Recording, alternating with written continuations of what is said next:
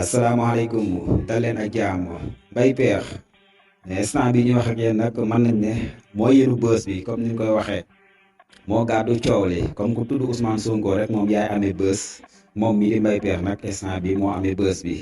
ndax kat nag biñ gisee que ne dañoo tuddoon turu Ousmane Sonko si tànt bi nga xam ne fa la nekkoon toog fa moom mii di Mbaye Pekh dafa wax que ne turu Ousmane Sonko waruñu koo tudd foofu waaw mais nag da ko wax si suuf ndànk-ndànk mais nag comme ak instant bi jamono ji moom fi ñu toll moom looy wax moom na doon loo xam ne jàmm la rek boo bëggee mu siiw at yooyu nga xam ne amal na la ko nag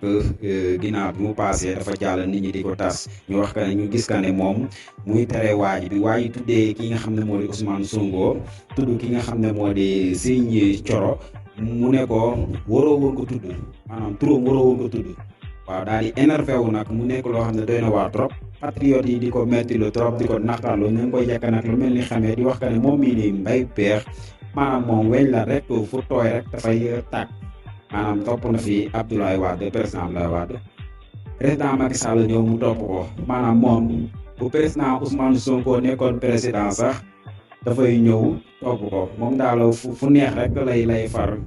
waaye moom ma ngi noonu daal parce que daal am nañu leen metti lool si kàddu yi nga xam ne kii di Mbaye Pekh wax na ko